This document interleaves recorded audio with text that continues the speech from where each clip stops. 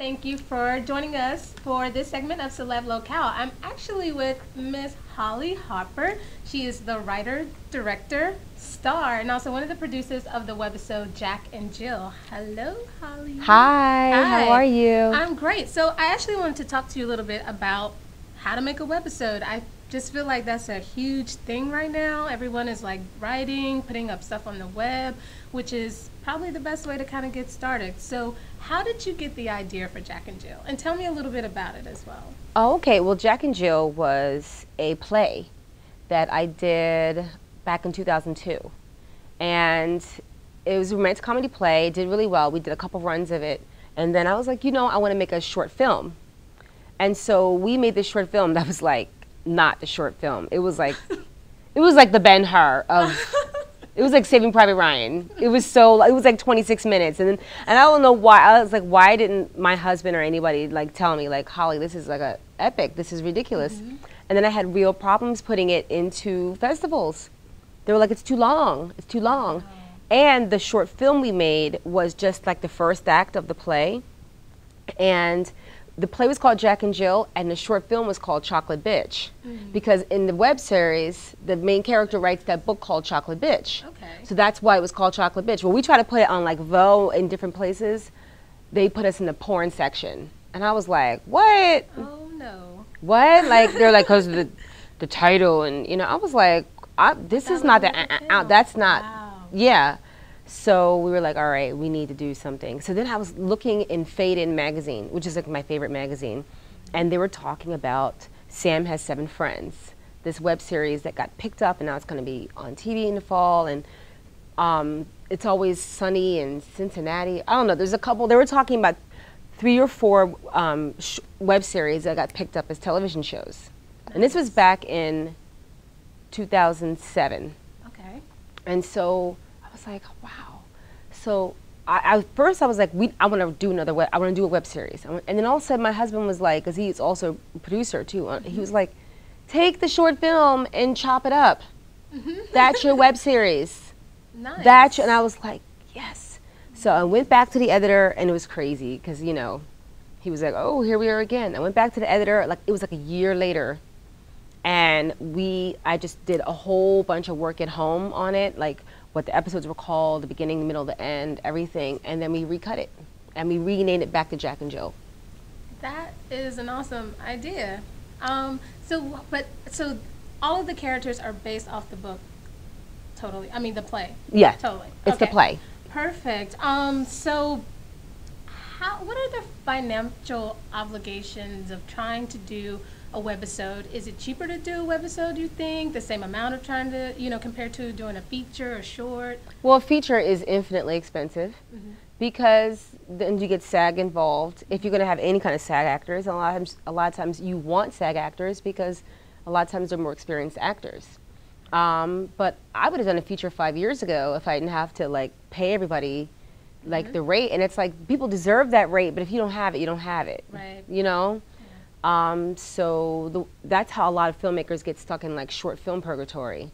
And short films are wonderful and are awesome, but way more people can see your web series than will ever see your short film. Mm-hmm. I had another short film before.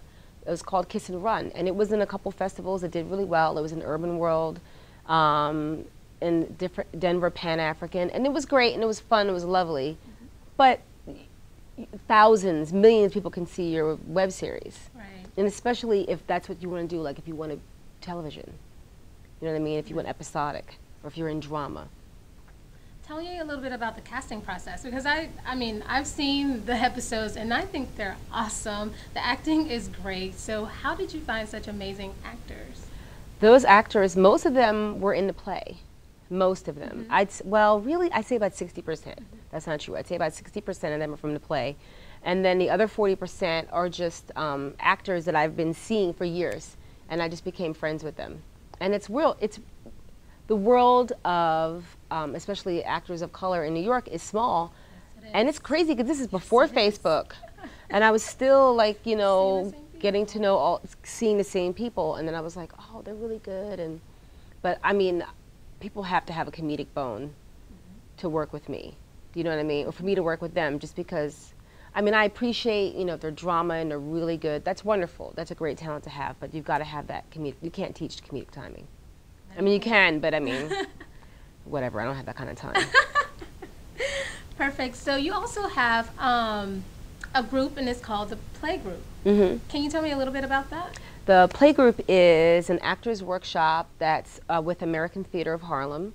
And I started it on my own, and I brought it to American Theater of Harlem this past January. I did my first session September through January on my own. I did it at like Chelsea Studios. Okay. And then I morphed it with American Theater of Harlem just because I'd been going to see a lot of different stuff from American Theater of Harlem, and some of my actors were involved with them, and you know, they were operating out of South Oxford space, and so I really liked them, and I was like, at first I was just going to bring the Play Group to them as an additional class, but I'm like, I'm taking over your I'm taking over your whole program. But no, they're really great, and I love working with them within that structure. They're really cool people.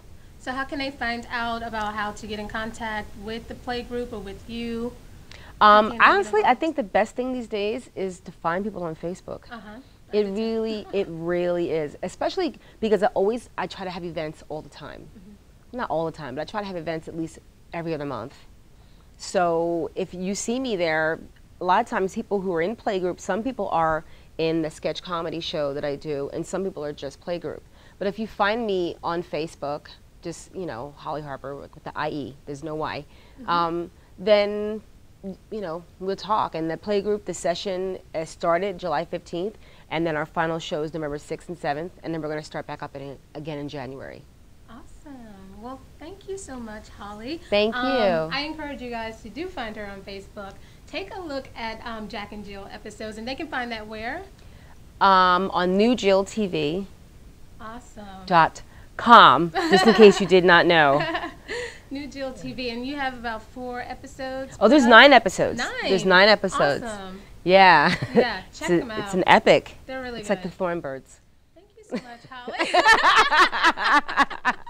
I can always get a laugh out of you. Remember the Thornbirds? 20 you bitches is my mother.